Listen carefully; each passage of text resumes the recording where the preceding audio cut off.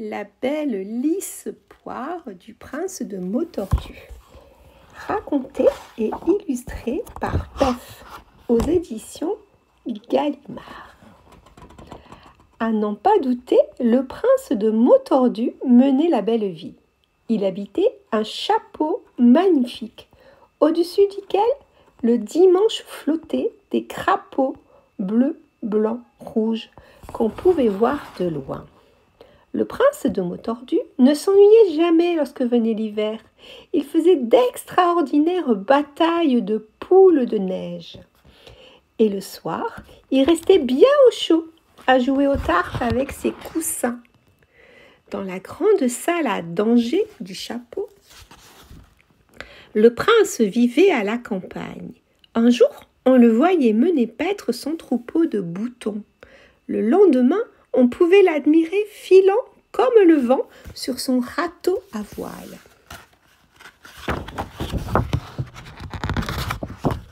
Et quand le dimanche arrivait, il invitait ses amis à déjeuner. Le menu était copieux.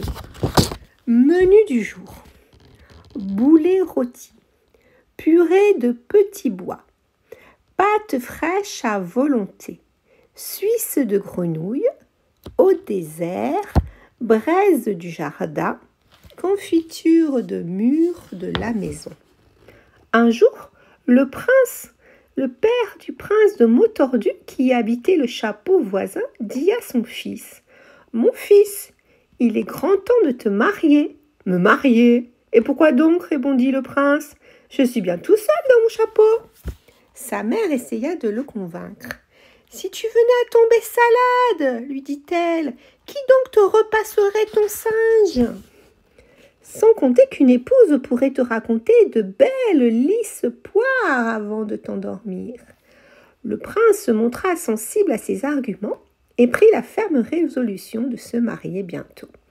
Il ferma donc son chapeau à clé, rentra son troupeau de boutons dans l'étable, puis monta dans sa toiture de course pour se mettre en quête d'une fiancée.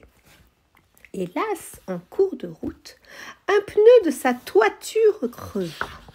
« Quelle tuile !» ronchonna le prince. « Heureusement que j'ai pensé à emporter ma boue de secours. » Au même moment, il aperçut une jeune flamme qui avait l'air de cueillir des braises de bois.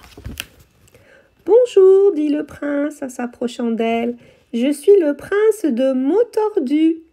Et moi, je suis la princesse des écoles et je suis institutrice dans une école publique, gratuite et obligatoire, répondit l'autre. Fort bien, dit le prince. Et que diriez-vous d'une promenade dans ce petit bois qu'on voit là-bas ? Un petit bois, s'étonna la princesse. Mais on ne promène pas dans un petit bois, c'est un petit bois qu'on voit là-bas. Un petit bois ? Pas du tout, répondit le prince. Les petits bois, on les mange, j'en suis d'ailleurs friand, et il m'arrive d'en manger tant que j'en tombe salade. J'attrape alors de vilains moutons qui me démangent toute la nuit. À mon avis, vous souffrez des maux de tête, s'exclama la princesse des écoles, et je vais vous soigner dans mon école publique gratuite et obligatoire. Il n'y avait pas beaucoup d'élèves dans l'école de la princesse, et on n'eut aucun mal à trouver une table libre pour le prince de Mautordu, le nouveau de la classe. Mais dès qu'il commença à répondre aux questions qu'on lui posait, le prince déclencha l'hilarité parmi ses nouveaux camarades. Il n'avait jamais entendu quelqu'un parler ainsi. Quant à son cahier, il était à chaque ligne plein de taches et de ratures. On nous dit un véritable torchon. Mais la princesse des écoles n'abandonna pas pour autant. Patiemment, chaque jour, elle essaya de lui apprendre à parler comme tout le monde. Lundi, calcul, 4 et 4, huître, 4 et 5, bœuf, 5 et 6, bronze, 6 et 6, bouse. Mardi, que fabrique un frigo ? Un frigo fabrique des petits garçons qu'on met dans l'eau pour la rafraîchir. Histoire, jeudi. Napoléon déclara la guerre aux puces il envahit Lucie, mais les puces mirent le feu à Moscou et l'empereur fut chassé par les vers très froids qu'il faisait cette année-là. Gla, gla, gla, gla, gla, gla, gla. Je n'ai pas du tout compris. Bonne écriture.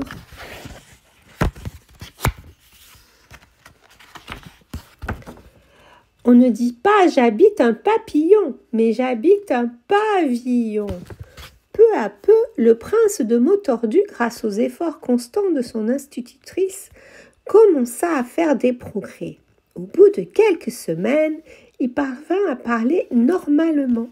Mais ses camarades le trouvaient beaucoup moins drôle depuis qu'il ne tordait plus les mots. 7 et 6 égale 13. À la fin de l'année, cependant, il obtint le prix de camaraderie, car comme il était riche, il achetait chaque jour des kilos de bonbons qu'il distribuait sans compter. Motordu.